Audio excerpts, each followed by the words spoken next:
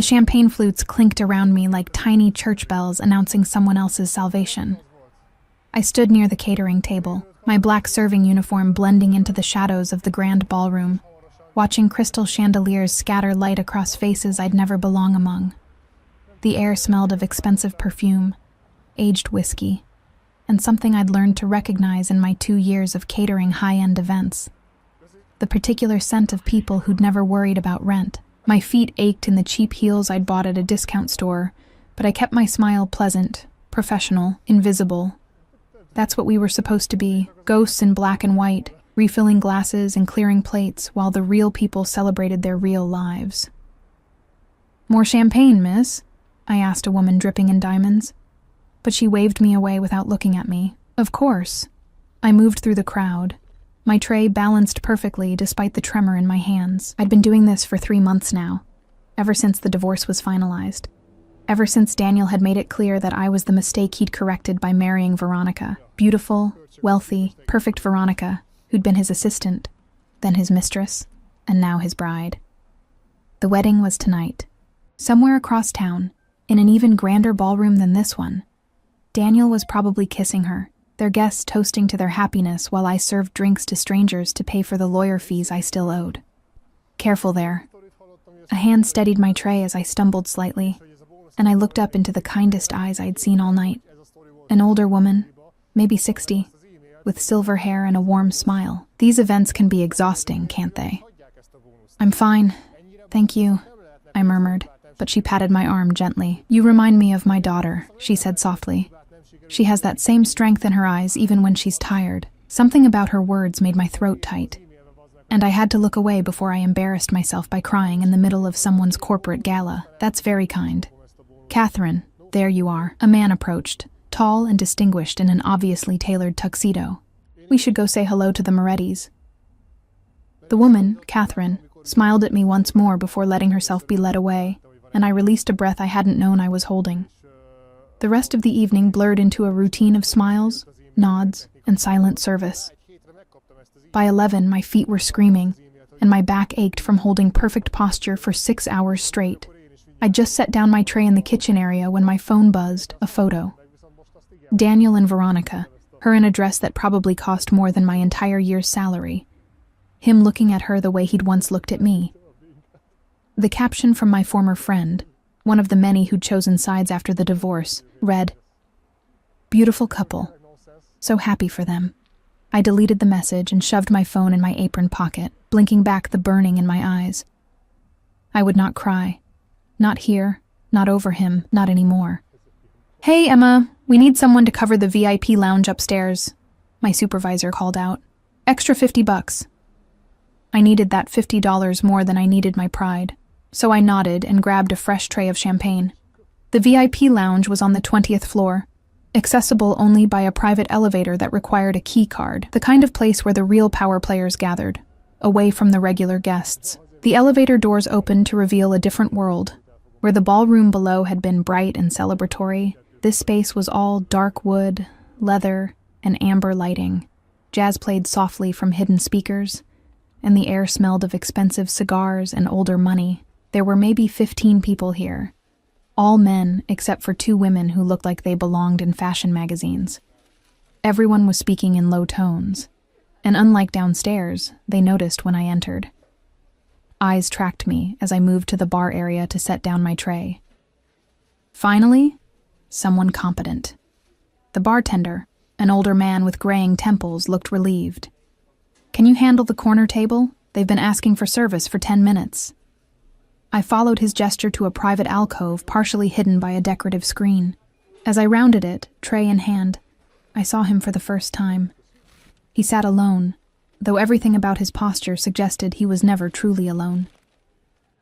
Mid-30s, maybe, with dark hair swept back from a face that belonged on movie screens. Sharp jaw, straight nose, and eyes so dark they seemed to absorb the amber light around him. His suit was black, perfectly tailored, and even from across the small space, I could smell his cologne. Cedar, leather, and something darker, more dangerous. He was looking at his phone, his expression unreadable, one hand resting on the table where gold cufflinks caught the light. There was something about the way he occupied space, as if the room had rearranged itself around him, as if gravity worked differently in his vicinity. "Sir?" My voice came out steadier than I felt. "Would you like—" He looked up, and the world tilted. I'd served hundreds of wealthy, powerful men in my catering career. I'd learned to keep my eyes down, my voice neutral, to be furniture with a pulse, but when his gaze met mine, I forgot every rule I'd ever learned. His eyes weren't just dark, they were endless, ancient, holding secrets that could bury cities. For a moment, something flickered in them, something that made my breath catch and my heart slam against my ribs. Recognition, maybe, though we'd never met. Or assessment, the kind predators make when they've spotted something interesting. "Champagne," he said, his voice low and precise, with an accent I couldn't quite place. Italian, maybe, or something Mediterranean that had been smoothed by years of American private schools. My hands shook slightly as I poured, and I hated myself for it. I'd faced Daniel's lawyers, his accusations, his family's contempt, and I'd never trembled. But this man, this stranger, made my fingers unsteady. "Thank you," he murmured as I set the glass before him, and I started to retreat. "Wait." I froze, turned back. He was studying me now, really looking, and I felt exposed in a way that had nothing to do with my simple uniform or worn shoes. "You're new." It wasn't a question, but I answered anyway. 3 months. "You don't like it here." Again, not a question. I should have lied, should have given him the professional response. Instead, something in his eyes pulled the truth from me. "I don't like pretending to be invisible." The corner of his mouth lifted, just barely. "Then why do it?" "Because invisible people still have to eat." He was silent for a long moment, and I couldn't read his expression. Then he reached into his jacket and pulled out a card. Heavy cream stock with embossed lettering. He held it out to me. I took it automatically, my fingers brushing his for just a second. His skin was warm, and I felt that brief contact like an electric shock that traveled up my arm and settled somewhere in my chest. The card read simply, "Dante Moretti," with a phone number below. No title, no company name. "If you ever tire of being invisible," he said quietly, "call me." I stared at the card, then at him, confusion warring with something else, something that felt dangerously like hope. "I don't understand." "You will." He picked up his champagne glass, dismissing me with the gesture, but his eyes held mine for one more second. In that second, I saw something that made my stomach flip. Interest, dark and intense and wholly focused on me. I stumbled back, nearly dropping my tray, and fled the alcove. My heart was pounding as I returned to the bar area, Dante Moretti's card burning in my pocket like a live coal. The bartender was serving someone else, and I tried to steady my breathing, to understand what had just happened. "Emma." My supervisor's voice crackled through my earpiece. "We need you back downstairs, now." I took the elevator down, grateful for the moment alone to collect myself. The card felt heavy in my pocket, impossible to ignore. I pulled it out, staring at the embossed name, Moretti. The older woman, Catherine, had been going to greet the Morettis. Was he related to her? Was this some kind of networking opportunity, or something else entirely? I shoved the card back in my pocket as the elevator doors opened. The ballroom was beginning to empty, guests filing out in clusters of laughter and expensive perfume. I helped the other servers clear tables, stack chairs, my mind elsewhere. By 1 a.m, I was finally free to go. I changed out of my uniform in the staff bathroom, pulling on jeans and a sweater that had seen better days. My reflection looked tired, shadows under my eyes, my blonde hair escaping its bun in messy strands. The parking garage was nearly empty when I reached my car, a 10-year-old sedan that coughed when I started it. As I pulled out of my spot, I noticed a black SUV with tinted windows parked near the exit. Something about it made me uneasy, but I shook off the feeling. I was exhausted, paranoid from lack of sleep. I drove home through empty streets, my mind circling back to Dante Moretti again and again. The way he'd looked at me, the card in my pocket, the strange certainty in his voice when he'd said, "You will." My apartment was in a building that had been charming in the rental listing and barely habitable in reality. I climbed 3 flights of stairs, my body aching with exhaustion, and unlocked my door. The space was small, a studio with a kitchenette and a bathroom that sometimes had hot water. But it was mine, paid for with my own money, free from Daniel's control and his family's judgment. I dropped my purse on the tiny table and pulled out Dante's card again. In the harsh fluorescent light of my apartment, it looked even more expensive, more out of place, like him. I should throw it away. I should forget the whole strange encounter and focus on my real life. The bills, the second job I needed to find, the slow, painful process of rebuilding myself after Daniel had torn me apart. Instead, I propped the card against my lamp and stared at it until my eyes burned. I didn't know it then, but that card, that brief moment with a stranger in an amber-lit alcove, had already changed everything. The invisible woman I'd been trying to be had been seen, and there was no going back. Outside my window, in the parking lot below, a black SUV idled for 5 minutes before driving away. I didn't call the number. For 3 days, Dante Moretti's card sat on my nightstand, a small rectangle of cream-colored accusation that I couldn't bring myself to touch or throw away. I went to work, a morning shift at a coffee shop near downtown, then evening catering gigs, and pretended the card didn't exist. But I felt watched. It was subtle at first, a black car that seemed to appear on my street too often, the sensation of eyes on me when I walked to the bus stop. Once, I could have sworn I saw the same man in a dark suit outside both my jobs. But when I looked again, he was gone. Paranoia, I told myself. Exhaustion playing tricks on my mind. On Thursday afternoon, my phone rang with an unknown number. I almost didn't answer, but something made me press accept. Emma Clark? A woman's voice, professional and crisp. Yes? This is Victoria Chen from Moretti Enterprises. Mr. Moretti would like to invite you to dinner tomorrow evening at Luminosa. A car will collect you at 7. My mouth went dry. I haven't called. Mr. Moretti anticipated you might need encouragement. There was a hint of amusement in her voice. He asked me to tell you that you deserve better than invisibility. The dress code is formal. The car will arrive at your address at 7 sharp. She hung up before I could refuse. I stared at my phone, my heart hammering. How did he have my number? My address? Moretti Enterprises. I'd heard that name before, always spoken in hushed tones, always associated with power and money and things that happened in shadows. I should have been afraid. Instead, I felt something else entirely, a dark thrill that made my skin prickle and my breath come faster. That evening, I did something I hadn't done since before the divorce. I Googled myself. There wasn't much to find. A few old social media profiles I'd deleted. A mention in Daniel's family's charity foundation newsletter from years ago. Nothing that would lead a stranger to my phone number or address. Then I typed, Dante Moretti. The search results made my stomach drop. Moretti Enterprises. Real estate, import, export, luxury hotels, billions in assets. But between the corporate press releases, there were other articles, whispers of connections to organized crime, investigations that went nowhere, reporters who'd asked too many questions and suddenly stopped asking any at all. One article from 3 years ago showed a photo of him leaving a courthouse, flanked by lawyers and men in dark suits who looked like they could break bones with their bare hands. The headline read, Moretti walks free again. Witnesses recant testimony. I should have blocked the number. Should have moved apartments, changed my name, disappeared.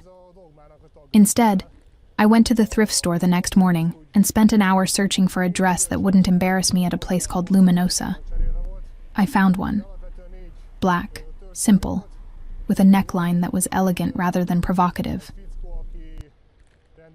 It fit well enough, and with my mother's old pearl earrings, I could almost pass for someone who belonged in Dante Moretti's world, almost.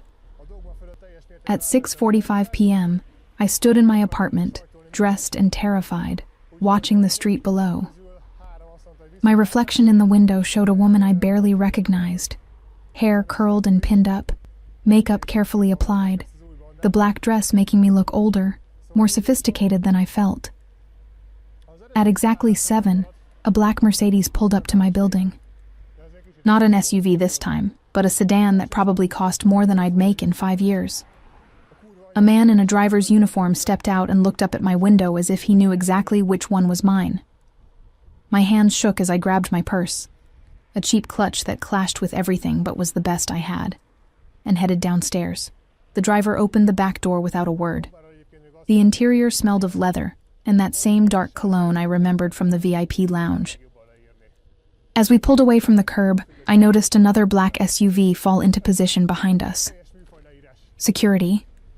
He traveled with security. The reality of what I was doing hit me like a physical blow. I was in a car sent by a man I didn't know, heading to dinner with someone who might be, probably was, dangerous. Every true crime podcast I'd ever listened to screamed warnings in my head. But I didn't ask the driver to stop. I didn't jump out at a red light. I sat in the leather seat and watched the city pass by, my heart pounding a rhythm that felt like surrender. Luminosa occupied the top floor of a building in the financial district. The elevator required a key card, of course it did, and rose so smoothly I barely felt the motion.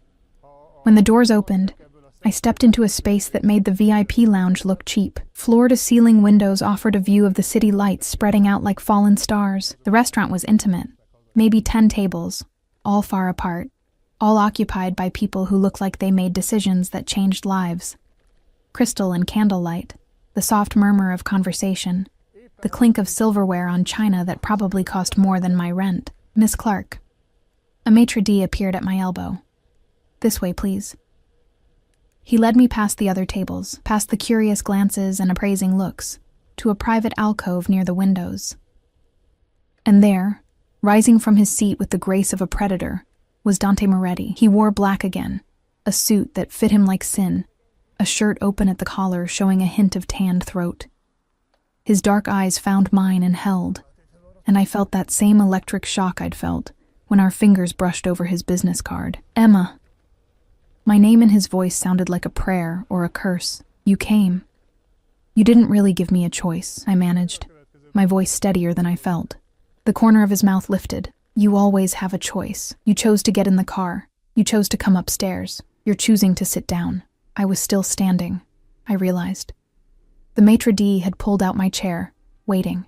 I sat, and Dante settled back into his seat across from me, his eyes never leaving my face. Why am I here? I asked. Because I wanted to see you again. Simple. Direct. As if it were the most natural thing in the world. You don't know me. Not yet. He lifted a hand, and immediately a sommelier appeared with wine. Red, expensive, poured into crystal that caught the candlelight. But I know enough. You're divorced. 3 months. You work 2 jobs, coffee shop and catering. You live alone in an apartment on the east side that has inadequate security, and neighbors who play music too loud on weekends. I slid down my spine. You investigated me. I protect my interests. I'm not your interest. His smile was slow, dangerous. Aren't you? A waiter appeared with the first course. Something delicate and artistic that I couldn't have named if my life depended on it. I stared at it, my appetite gone, my hands trembling in my lap. Eat, Dante said softly. You're too thin. When did you last have a proper meal? The question, asked with such casual concern, made something crack in my chest. Why do you care? Because you interest me, Emma Clark. Because when you looked at me in that VIP lounge, you didn't see a name or a reputation. You saw a person. Do you know how rare that is? I picked up my fork to have something to do with my hands. I didn't see anything. I was working. You saw me. His voice dropped lower, became something dark and certain. The same way I saw you, pretending to be invisible, wearing that uniform like armor, but your eyes... He paused, took a sip of wine. Your eyes were furious, at the world, at yourself, at whatever put you in that ballroom serving people who couldn't see past their own reflections. You don't know anything about me, I whispered. Then tell me.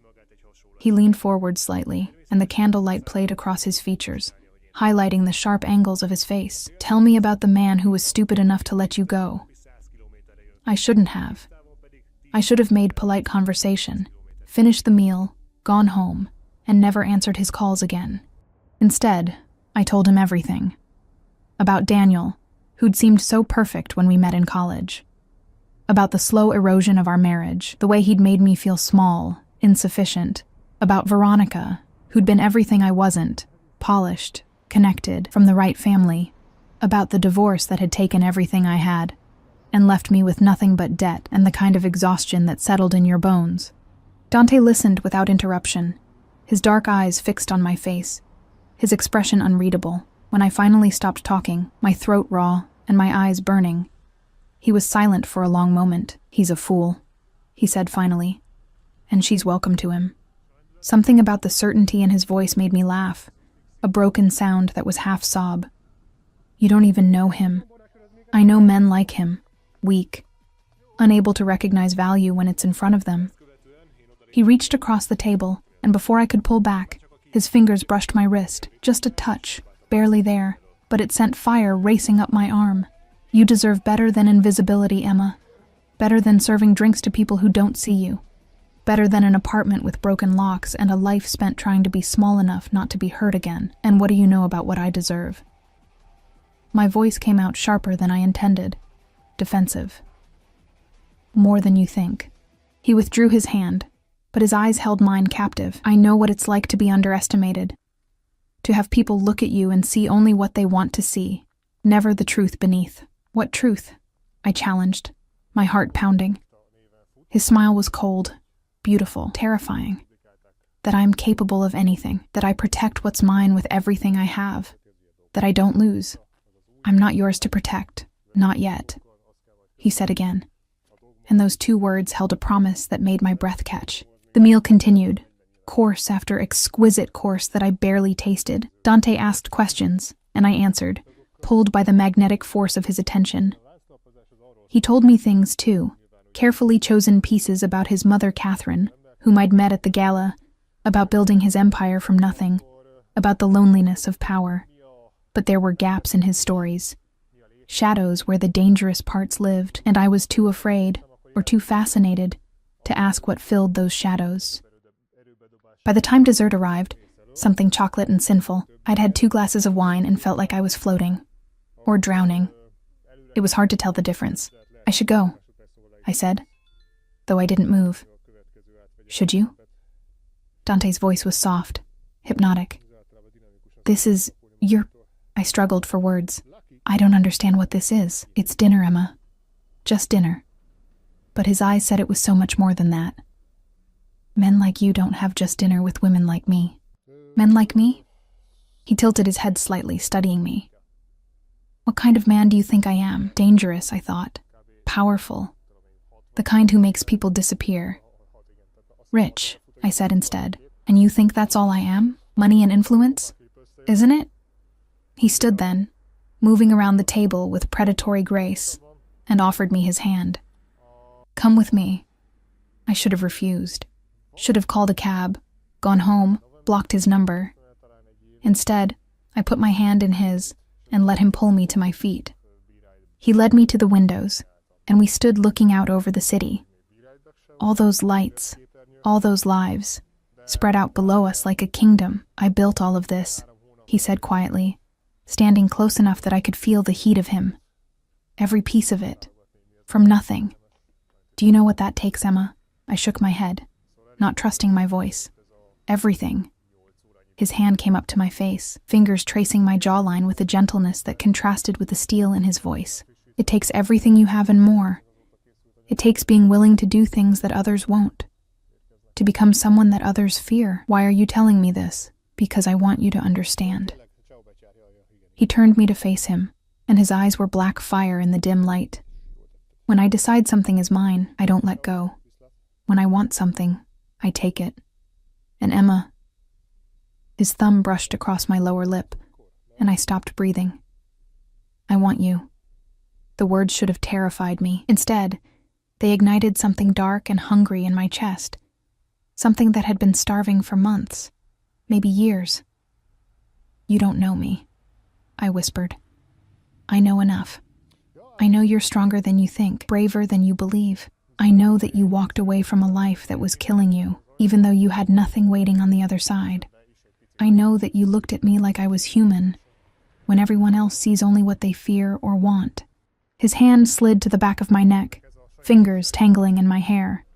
And I know that you feel this too. This pull. This inevitability. He was right. God help me. He was right. I felt it in every cell of my body. The magnetic draw. The sense that something fundamental had shifted the moment our eyes met in that VIP lounge. I can't, I started, but I didn't know how to finish. Can't what? Can't fall into this? Can't let myself want something dangerous? Can't admit that for the first time since the divorce, I felt alive instead of just surviving? You can, Dante murmured, and his lips were so close to mine I could taste the wine on his breath. You can choose this. Choose me. Choose to stop being invisible and start being seen. And then he kissed me. The kiss destroyed me. Not gentle, not tentative. Dante kissed me like he was claiming something that had always belonged to him, like he was burning away every ghost of Daniel's touch, every moment I'd spent feeling worthless. His hand tightened in my hair, tilting my head back, and I opened for him with a sound that might have been surrender or desperation or both. He tasted like wine and danger, and something darker. Something that should have scared me but instead made me press closer, my hands fisting in his jacket.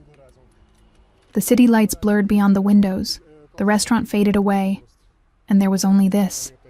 His mouth on mine, his body a wall of heat and controlled power, the thundering of my heart loud enough to drown out reason. When he finally pulled back, I was trembling, my lips swollen, my breath coming in ragged gasps.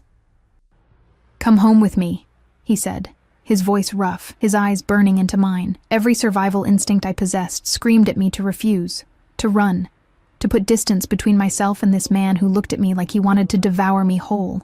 "Okay," I whispered instead. Something flashed in his eyes, triumph, possession, something primal that made heat pool low in my stomach. He kept his hand on the small of my back as we left the restaurant, guiding me with a touch that was both gentle and immovable. The maitre d' and staff seemed to materialize and vanish like ghosts. No bill presented, no payment exchanged. As if the restaurant itself bent to Dante's will. The elevator descended in silence. I could feel him watching me, his gaze a physical weight, but I kept my eyes on the numbers counting down. 15, 10, 5. Each floor another chance to change my mind, to remember who I was. A divorced woman with 2 jobs and a studio apartment, not someone who belonged in Dante Moretti's world. The doors opened to the parking garage and I stopped breathing. Where my driver had left me in a sedan, Dante led me to something else entirely, a black Rolls-Royce that gleamed under the fluorescent lights like a predator's pelt. 2 SUVs were already running, flanking it, men in dark suits standing at attention. One of them, broad-shouldered, with a scar cutting through his eyebrow, opened the back door. He met my eyes for just a second, and I saw assessment there, maybe warning, then his expression went blank, professional. "Thank you, Marco," Dante said, his hand never leaving my back as he guided me into the car. The interior was all leather and wood, smelling of luxury and that cedar cologne that was becoming dangerously familiar.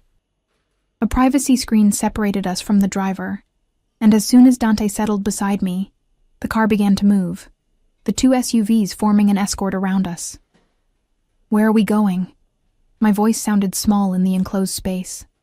"My home." He poured amber liquid from a crystal decanter into 2 glasses, offered me one. "It's about 20 minutes outside the city." I took the glass but didn't drink, watching the city lights slide past the tinted windows. "Do you always travel like this, with guards?" "Always." No hesitation, no explanation offered. "Because you're in danger?" His smile was sharp. "Because I'm dangerous, Emma. There's a difference." I should have asked him to stop the car. Should have demanded to be taken back to my apartment.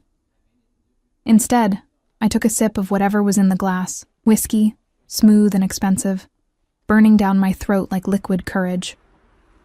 "The article's online," I said carefully. About the investigations, the witnesses who recanted their testimony. You researched me. He sounded pleased rather than concerned. I researched the man who somehow got my phone number and address without me giving them to him. I have resources. He swirled the whiskey in his glass, watching me over the rim. And I use them to protect what matters to me. I don't matter to you. You don't know me. I'm beginning to. He set down his glass and shifted closer, his thigh pressing against mine, his arm along the back of the seat behind my shoulders, not touching, but close enough that I felt surrounded. And everything I learn makes me more certain. Certain of what? That you're meant to be mine. The words should have sounded insane, possessive, wrong. Instead, they made something in my chest tighten with an emotion I couldn't name. People don't belong to other people, don't they? His fingers found a loose strand of my hair, twisting it gently. Haven't you ever wanted to belong to someone, Emma? Not in the way you belong to your ex-husband. Diminished, controlled, made small, but truly belonged, protected, treasured, kept safe from everything that could hurt you. That sounds like a cage, or a sanctuary. His voice dropped lower, became intimate, hypnotic. Depending on who holds the key, the car slowed, turned onto a private road lined with trees. We passed through gates that opened automatically, recognition technology built into the vehicle. The driveway curved through manicured grounds, landscape lighting illuminating gardens that probably required a full-time staff. And then the house, no, the estate, came into view. It was modern, all glass and stone and sharp angles, lit from within so it glowed against the darkness like a jewel. 3 stories at least, sprawling across the hilltop with a view that probably encompassed half the county. You live here? I breathed. Alone? I have staff, security. But yes, essentially alone. The car stopped at the entrance, and Marco was already there, opening the door. Dante exited first, then offered me his hand. I took it, letting him help me out, and tried not to gape like a tourist. The entrance was 2 stories high, floor-to-ceiling windows revealing a foyer with a chandelier that looked like it belonged in a museum. This way. Dante's hand returned to my back, guiding me inside. The interior was breathtaking. All clean lines and expensive art, marble floors and furniture that probably had names I couldn't pronounce. But it felt cold somehow, untouched, like a showroom rather than a home. You don't like it, Dante observed, watching my face. It's beautiful, I said carefully. But it doesn't feel like anyone lives here. Something flickered in his expression. Surprise, maybe, or recognition. No one has ever said that before. Maybe no one else was looking. His eyes darkened, and he pulled me closer, his hands spanning my waist. And what do you see, Emma, when you look at me? I saw danger, power. A man who could destroy me with a word, who probably had destroyed others without a second thought. But I also saw loneliness, the kind that lived in spaces too large and too empty, in homes that were fortresses instead of sanctuaries. Someone who's as alone as I am, I whispered. He kissed me again, harder this time, backing me against the wall of the foyer with his body pressing into mine. I gasped against his mouth, and he swallowed the sound, his hands moving, one tangling in my hair, the other sliding down my side, burning through the thin fabric of my dress. Dante! I managed between kisses. Say it again. His mouth moved to my throat, teeth grazing the sensitive skin there. Say my name again. Dante. It came out like a prayer. He groaned, a sound that vibrated through his chest into mine, and I felt the evidence of his desire pressing against my hip. It should have scared me, this intensity, this hunger that felt like it could consume us both. Instead, it made me bold. I pulled at his jacket, shoving it off his shoulders, my hands finding the warm skin of his neck, the strong muscles of his shoulders through his shirt. He let me, holding still even as tension coiled through his body like a snake ready to strike. Emma. My name was a warning. If you want to stop, tell me now. I don't want to stop. The truth, reckless and dangerous. His control snapped. He lifted me, my legs wrapping around his waist instinctively, and carried me through the house. I had impressions, More art, a living room that could fit my entire apartment, floor-to-ceiling windows revealing the city lights far below. Then stairs, wide and curving, his footsteps steady despite my weight, his mouth never leaving mine. A hallway, a door that opened with a kick, and then a bedroom that made me forget how to breathe. The bed was enormous, centered in a room with windows on 2 walls, offering a view of the night sky that made it feel like we were floating in space. Everything was dark grays and blacks, masculine and elegant, dominated by that massive bed with its charcoal silk sheets. Dante set me down beside it, his hands going to the zipper of my dress. "Last chance, Emma. After this, you're mine." I should have questioned the certainty in his voice, the possession implicit in those words. Instead, I reached up and kissed him, my answer clear. He made a sound low in his throat and slid the zipper down slowly, his knuckles brushing my spine, making me shiver. The dress fell away, pooling at my feet, and I stood before him in just my underwear. Cheap, functional, nothing like what a woman in his world would wear. But Dante looked at me like I was art, like I was precious, like I was exactly what he'd been searching for. "Perfect," he murmured, his hands skimming my sides, my hips, learning the shape of me. "You're perfect, Emma." I wasn't. I was too thin from months of stress and irregular meals, my skin pale from working too much and sleeping too little. But in his eyes, reflected in the dark hunger on his face, I felt beautiful for the first time in years. My hands went to his shirt, fingers clumsy with the buttons. He helped me, shrugging it off, and I finally saw what the expensive suits had hidden. A body carved from marble and shadows, all lean muscle and smooth skin marked with scars. A puckered circle on his shoulder, bullet wound, I thought with a jolt. A long slash along his ribs, evidence of a life lived dangerously. I traced the scar on his shoulder with trembling fingers. "Does it hurt?" "Not anymore." He caught my hand, brought it to his lips. "Nothing hurts when I'm looking at you." Then he was lowering me to the bed, his body covering mine, his weight both grounding and electrifying. His mouth found mine again as his hands explored, mapping every curve, every sensitive spot, until I was gasping and arching beneath him. "Dante, please." "I know, Cara." The endearment in Italian, dark and intimate. "I know what you need." And he gave it to me. Gave me everything. His hands, his mouth, his body moving with mine until I shattered, crying out his name into the darkness. He followed moments later, my name on his lips like a vow, like a claim, like a promise I didn't fully understand. Afterward, I lay wrapped in silk sheets in Dante's arms, my head on his chest, listening to his heartbeat slow to something almost normal. His hand stroked my hair with surprising gentleness, his other arm locked around my waist like even in satisfaction, he couldn't let go.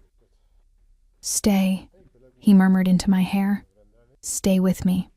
And just for tonight," I whispered back, already knowing it was a lie. "For as long as I can keep you." His arms tightened.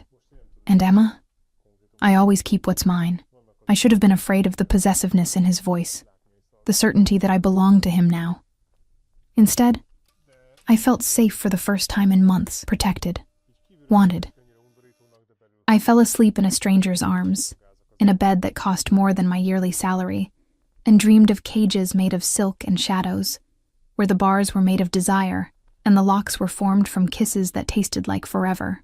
Outside, beyond the windows, Marco and 3 other guards patrolled the grounds, their presence a constant reminder of the world Dante lived in, a world I'd just stepped into without understanding the price of admission, a world I was already beginning to realize I might never be able to leave.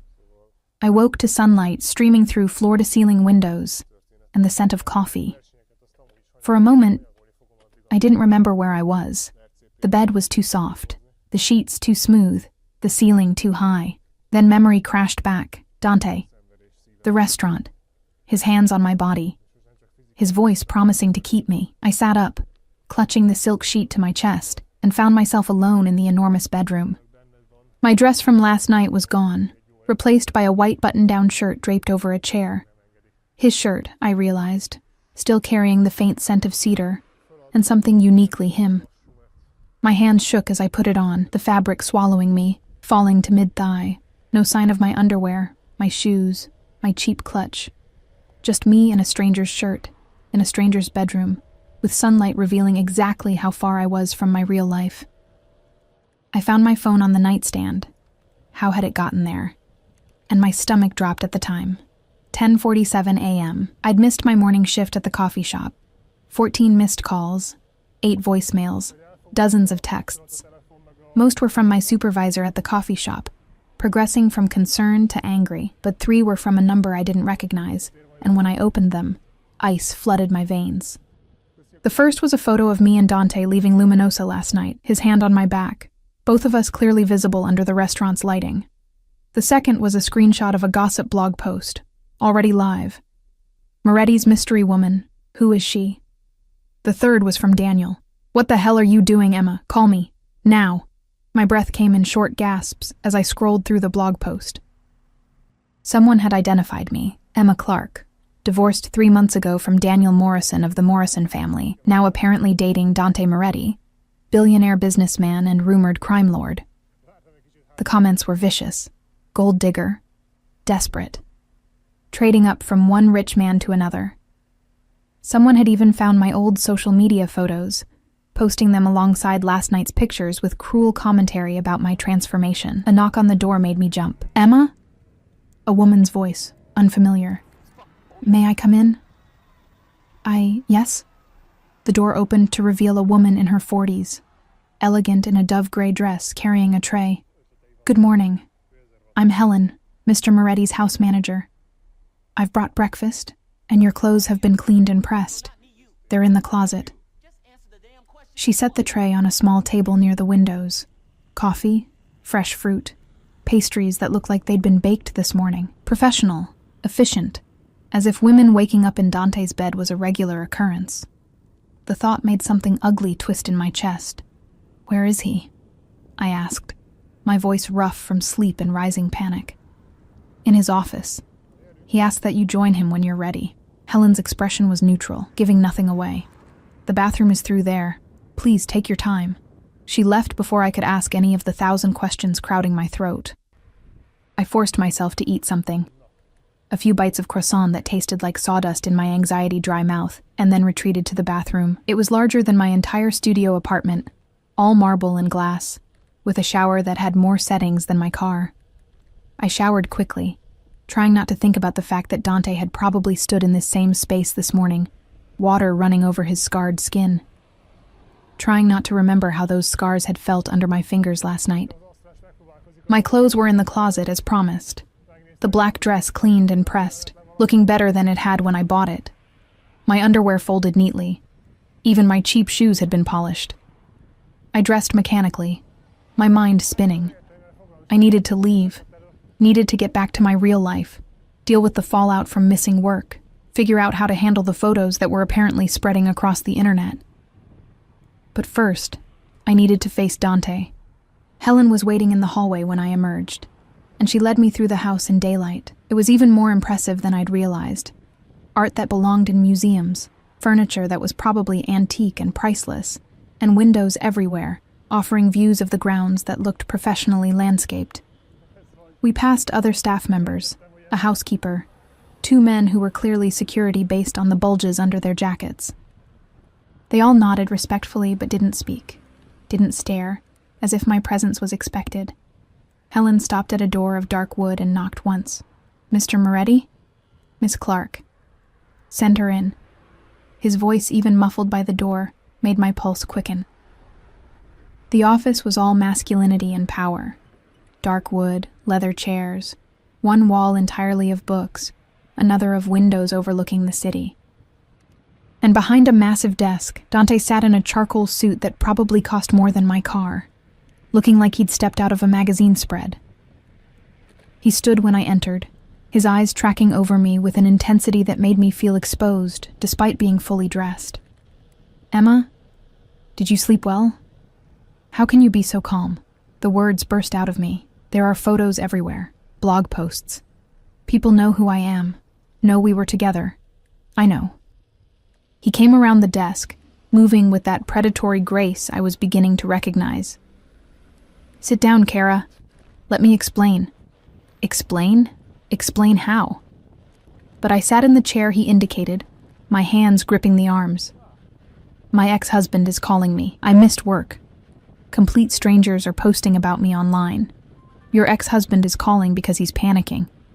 Dante perched on the edge of his desk, close enough to touch. The Morrison family has business interests that intersect with mine. Seeing you with me has made Daniel realize exactly what he lost, and what having you in my sphere could mean for his family's position. I don't understand. You don't need to. His voice was gentle but firm. What you need to understand is that you're under my protection now. No one will touch you. No one will harm you. And anyone who tries... His eyes went dark, dangerous. Will regret it. This is insane. I stood, needing distance, pacing to the windows. Yesterday I was serving drinks at a gala. Today I'm on gossip blogs dating a man who... I turned to face him. Who has people investigating witnesses. Who travels with armed guards. Who lives in a fortress. Yes. No denial. No excuses. I can't do this. The words hurt coming out. I need to go home. I need my life back. What life, Emma? He stood, moved toward me with that same inevitable quality he'd had last night. The one where you work yourself to exhaustion for minimum wage? Where you live in an apartment with broken locks and eat ramen for dinner because you can't afford anything else? Where you're invisible and alone and slowly dying inside? Each word hit like a physical blow, because they were true. All of it was true. I can't be what you want, I whispered. You already are. He cupped my face in his hands, tilting it up to meet his gaze. You're exactly what I want, Emma. Exactly what I need. Strong, resilient, real. Do you know how rare that is in my world? Your world is dangerous. Yes. His thumb stroked my cheekbone. But you're safer with me than you've ever been. Safer than you would be going back to that apartment. That life, now that people know you were with me. The implication made my blood run cold. Are you saying I'm in danger? I'm saying that being seen with me changes things. The photos are already out there. The gossip has started. You can't unring that bell, Kara. His expression softened. But I can protect you. I can give you a life where you never have to be invisible again. Where you never have to worry about rent or broken locks or men like your ex-husband who don't know your value. In exchange for what? I pulled back from his touch, my heart hammering. What do you want from me, Dante? Really? He was quiet for a long moment, his dark eyes searching mine. Then, everything. I want everything, Emma. Your time, your presence, your truth. I want you in my home, in my bed, in my life. I want the right to protect you, to provide for you, to claim you publicly as mine. That's not a relationship. That's ownership. Call it what you want. He moved closer again, crowding into my space, his voice dropping to that hypnotic rumble. But tell me honestly, when was the last time you felt as alive as you did last night? When was the last time someone looked at you the way I look at you? When was the last time you felt wanted, desired, essential? Never, I thought. Not with Daniel. Maybe not ever. I need time, I managed. Time to think, to process. Time I'll give you. His hand found mine, fingers threading through mine. But you'll do your thinking here, where I can keep you safe, where I can show you what life could be like with me. Dante. A knock interrupted whatever I'd been about to say. Marco entered without waiting for permission, his expression grim. Boss, we have a problem. Dante's entire demeanor shifted. From lover to something harder, colder, dangerous. What kind of problem? Daniel Morrison is here, at the gate, with reporters. My stomach dropped. Oh God. Dante's hand tightened on mine. How many reporters? 6 vehicles. They're asking for statements about Miss Clark. Marco's eyes flicked to me briefly. Morrison is demanding to see her. Absolutely not. Dante's voice was steel. Increase security at the gate. No one gets through. And get our legal team on the phone. I want a cease and desist sent to every outlet that published those photos within the hour. Already in progress. Marco nodded and left, moving with military efficiency.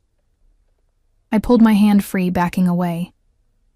This is exactly what I was talking about. This chaos, this attention. I can't handle this. You won't have to. Dante reached for me again, but I evaded, putting the desk between us. How? How can you possibly make this better? My ex-husband is outside with reporters. There are photos of us everywhere, because I'll handle it. He moved around the desk with predatory intent. I'll handle Daniel, the reporters, the gossip blogs. I'll make it all disappear, Emma. That's what I do. I solve problems. By making people disappear, the question came out sharper than I intended. His smile was cold. When necessary. I should have been horrified, should have run screaming. Instead, some dark part of me felt reassured that he was powerful enough to protect me from this mess, that he would use that power on my behalf. What do you want me to do? I asked quietly. Stay here. Stay safe. Let me take care of this. He finally reached me, his hands settling on my shoulders. Trust me, Kara. Trust that I know how to navigate my world, and trust that I won't let anyone hurt you. Not Daniel, not the press, not anyone. And after, when you've solved this problem, after we figure out what comes next, together. He pressed a kiss to my forehead, surprisingly gentle. But right now, I need you to stay in this house, where my security can protect you. Can you do that for me? I nodded, not trusting my voice. Good girl. The approval in his tone made warmth spread through my chest. Helen will stay with you. Anything you need, anything at all, you tell her. I'll be back as soon as I've dealt with this. He kissed me then, thorough and possessive, branding me with his mouth before pulling away. I watched him leave, watched him transform into someone colder, harder, more dangerous as he walked out the door. And I stood in his office, surrounded by the evidence of his power and wealth, and wondered what I'd really agreed to. Outside, beyond the gates I couldn't see from here, Daniel was demanding answers. Reporters were gathering like sharks scenting blood, and I was trapped in a gilded cage with a man who'd promised to protect me, who'd claimed me as his, who might be the most dangerous person in this entire situation. My phone buzzed with another text from Daniel. You don't know what you've gotten yourself into. He's dangerous, Emma. Let me help you. I stared at the message for a long moment, then deleted it. Because the truth was, I did know what I'd gotten into. I'd seen it in Dante's eyes, felt it in his touch, heard it in his voice when he said I was his. And the most terrifying part wasn't that he was dangerous, it was that I didn't want to leave. The hours crawled by in that beautiful prison. Helen brought me lunch in a sunroom that overlooked the gardens, grilled salmon and roasted vegetables, food I would have considered a luxury a week ago. Now it tasted like ash in my mouth as I watched the news on my phone, seeing my own face staring back at me from a dozen gossip sites. Mystery woman identified, Emma Clark, ex-wife of Morrison heir, now dating alleged crime boss. From divorce to danger, what we know about Dante Moretti's new girlfriend. Morrison family responds, we're concerned for Emma's safety. That last one made me laugh bitterly. Daniel's family, who'd treated me like an inconvenient stain during our marriage, suddenly concerned about my safety, as if they hadn't thrown their entire legal team at me during the divorce, hadn't taken everything except the debts they'd generously allowed me to keep. My phone rang. Daniel again.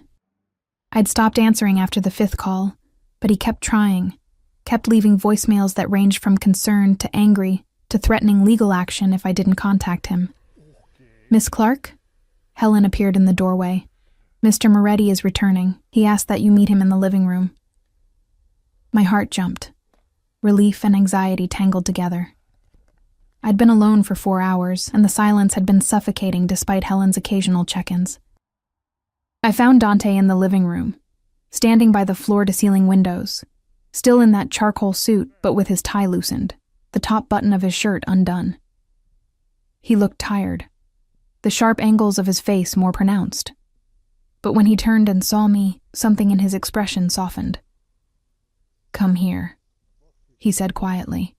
I went, unable to resist the pull, and he wrapped me in his arms, pulling me against his chest. I could hear his heartbeat, steady and strong, and feel the tension in his muscles slowly unwinding. It's handled. He murmured into my hair. Daniel is gone. The reporters are gone. And tomorrow morning, Several publications will be issuing retractions and apologies. I pulled back to look at him. How did you... The Morrison family has vulnerabilities. I reminded them of this. His smile was sharp, dangerous. Daniel was convinced to make a public statement saying he's happy for you and wishes you well. The press has been reminded that harassment lawsuits are expensive, and certain photographs have been permanently removed from the internet. Just like that? Just like that? He cupped my face, his thumb brushing my cheekbone. I told you, Emma. I protect what's mine. I'm not... But the protest died on my lips because I didn't know how to finish it. I wasn't his, but I'd spent the night in his bed, let him kiss me senseless, agreed to stay here under his protection. What did that make me, if not his? You are, he said, reading my thoughts in my eyes. And the sooner you accept that, the easier this will be. This? Us. He kissed me, slow and deep, until my knees went weak, and I had to grip his shoulders for balance. You and me, Emma, this thing between us that started the moment our eyes met. It's too fast, I whispered against his mouth. Too intense. People don't fall into relationships like this. People like us do. He pulled me to the couch, settled me beside him with his arm around my shoulders, anchoring me to his side. We're both survivors, Kara. Both know what it's like to have nothing. To build everything from ashes. We recognize each other. You don't know me. Then let me learn. His hand found mine, fingers threading through mine with surprising gentleness. Stay here. Not just tonight. Not just until the scandal dies down. Stay with me. Let me show you what life could be. Every rational part of my brain screamed warnings. This was moving too fast. He was too dangerous.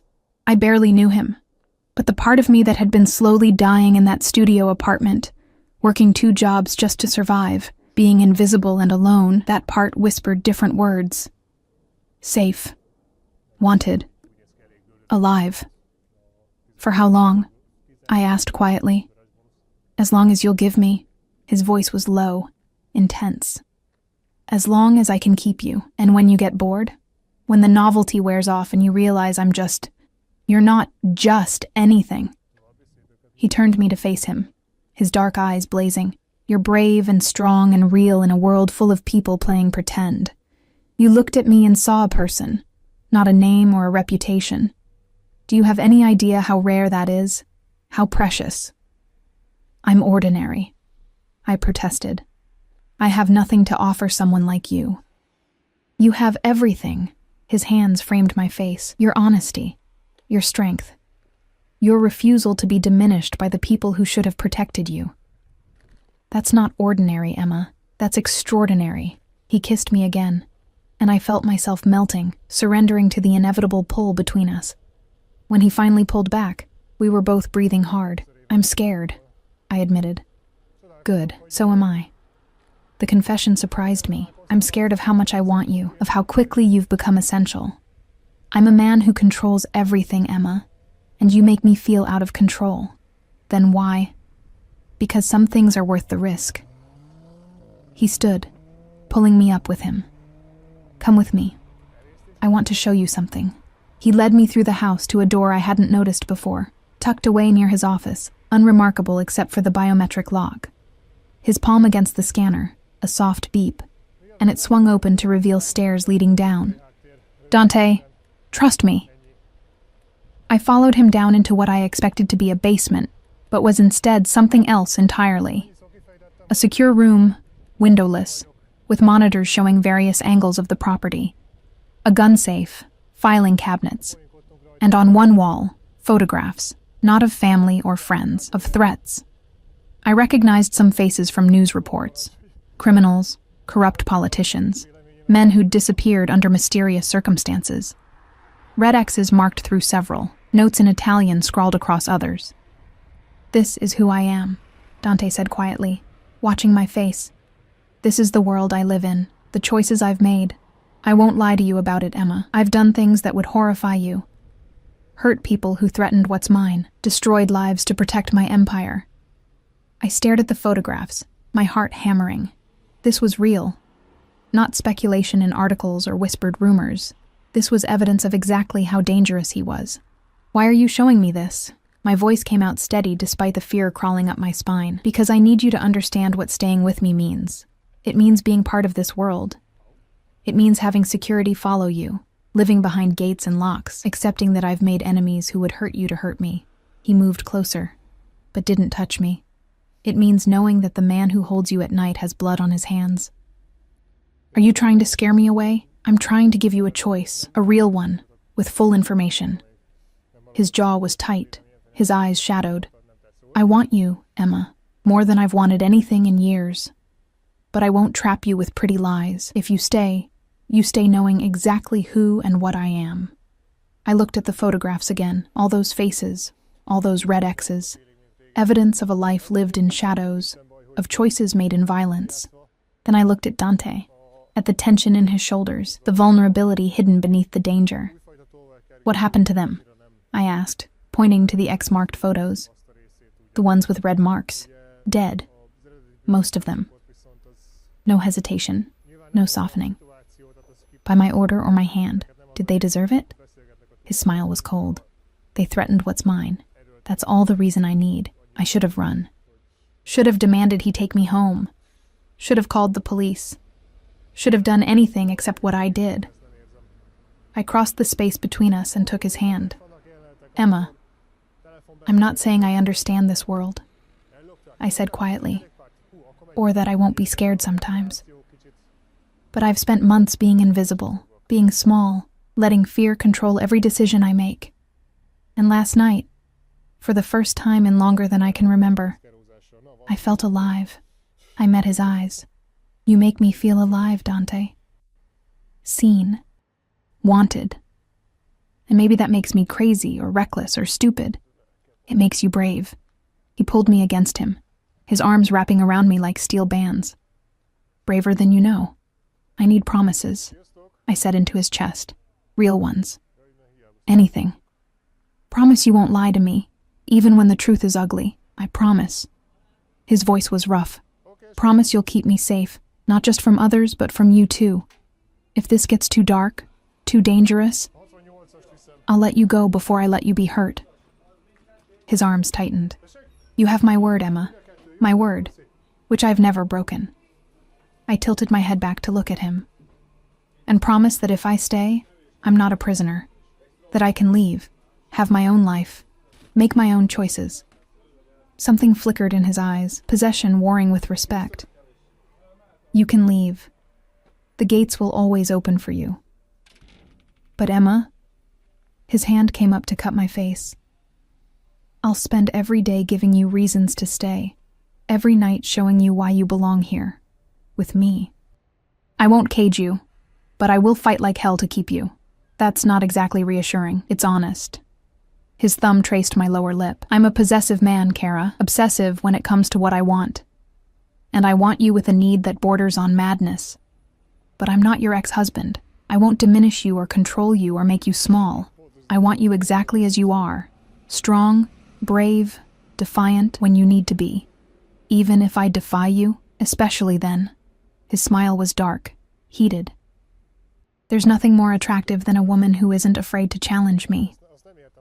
He kissed me there in that room full of shadows and secrets, and I kissed him back, sealing whatever bargain we were making. When he lifted me, I wrapped my legs around his waist, letting him carry me back upstairs through the house, to his bedroom where sunlight still streamed through those massive windows. This time was different from last night. Slower, more deliberate, as if we were both trying to memorize each moment. He undressed me carefully, reverently, kissing each new inch of exposed skin. And when he finally moved inside me, his eyes never left mine, holding me captive with that dark gaze that saw everything I was trying to hide. Mine. He breathed against my lips as we moved together. Say it, Emma. Say you're mine. Yours, I gasped and felt him shudder, felt the confession break something open between us. Afterward, we lay tangled in silk sheets, the city spreading out below us like a kingdom. Dante's fingers traced patterns on my bare shoulder, and I felt the tension slowly draining from my body. What happens now? I asked quietly. Now you move in properly. We'll get your things from your apartment. What you want to keep. The rest, We'll replace. He pressed a kiss to my temple. I'll set up accounts for you. Credit cards. Access to everything you need. Helen will help you get settled. Dante, I can't just— Yes, you can. His voice was gentle but firm. You're under my protection now, which means you live like it. No more working yourself to exhaustion. No more cheap apartments and ramen dinners. You focus on yourself, on healing from everything your ex-husband put you through. I need purpose, I protested. I can't just be— You won't be idle. He shifted to look at me properly. My mother runs several charities. She's always looking for help, and you'd be perfect. Or if you want to go back to school, finish your degree. Whatever you want, Emma. Whatever makes you happy. Why? The question burst out. Why me? Why go to all this trouble for someone you barely know? He was quiet for a long moment, his dark eyes searching mine. Because the moment I saw you in that VIP lounge, something in me recognized something in you. Because when you looked at me, you didn't see Dante Moretti, billionaire or crime lord or whatever else they call me. You saw a person, a lonely person who'd built walls so high, he'd forgotten what it felt like to let someone in. His hand cupped my face, and because somewhere in the last 48 hours, I've fallen completely, irrevocably obsessed with you. That's not love, I whispered. Not yet. His smile was soft, dangerous, full of dark promise. But it will be. Give me time, Emma. Give me the chance to show you what we could be together.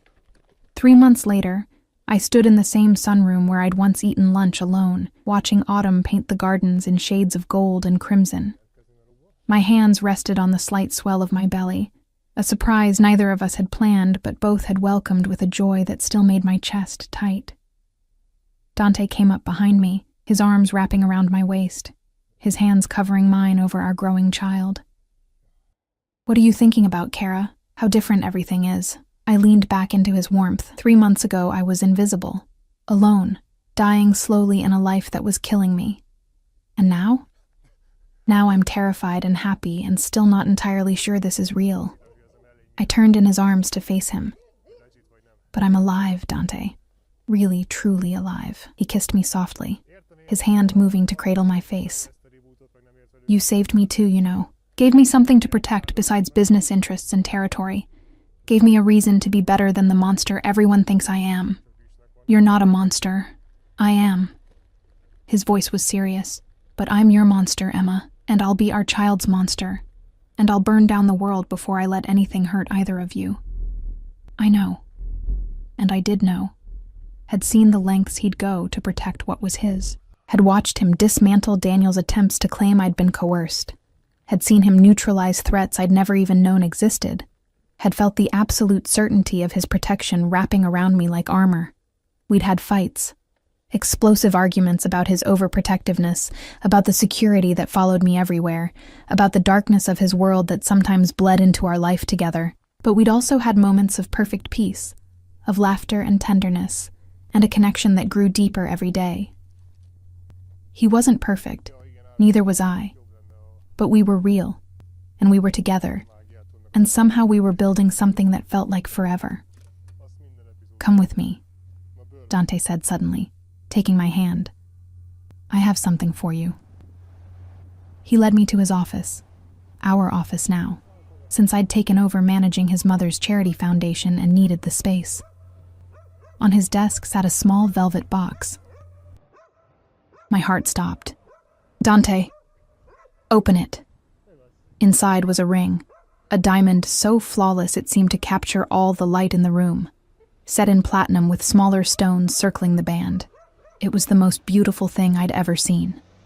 Emma Clark, Dante said, dropping to one knee before me, his dark eyes holding mine with that same intensity that had captured me from the first moment. You walked into my life when I'd forgotten what it meant to feel. You gave me hope when I'd accepted I'd always be alone. You're carrying my child, my future, my entire world in your body. He took my hand, his grip strong and sure. Marry me. Let me give you my name, my protection, my life. Let me spend every day proving that you made the right choice when you chose to stay. Tears blurred my vision as I looked at him. This dangerous, powerful man on his knees before me, offering everything he had. "Yes," I whispered. "Yes, Dante. I'll marry you." He stood and kissed me, sliding the ring onto my finger with hands that trembled slightly, the only sign of the emotion he kept leashed beneath that controlled exterior. When he pulled back, his eyes were suspiciously bright. "You're mine now," he said, his voice rough. "Officially, legally, irrevocably mine." "And you're mine," I countered, my hand on his chest, feeling his heart pound beneath my palm. "Don't forget that part." His smile was pure sin and promise. "Never, Kara. I'm yours until the day I die, and probably beyond that too." We married 2 months later in a private ceremony at his estate, surrounded by his family and the few people from my old life I still trusted. My mother cried tears of joy. His mother welcomed me with warmth that still surprised me, and Dante looked at me like I was his salvation as I walked down an aisle scattered with rose petals. When our daughter was born in spring, Lucia Catherine Moretti, named for both our mothers, I held her in my arms and marveled at the impossible journey that had brought me here. From invisible to essential. From alone to beloved. From surviving to thriving. Dante sat beside my hospital bed, his hand gentle on our daughter's dark head, and I saw tears slip down his cheeks. The first time I'd ever seen him cry. "Thank you," he whispered. "For staying. For choosing me. For giving me this. Thank you for seeing me," I whispered back. "For refusing to let me stay invisible." And as our daughter opened her eyes, dark like her father's, already filled with that same intensity, I knew that whatever shadows lived in Dante's world, whatever darkness we'd have to face, we'd face it together.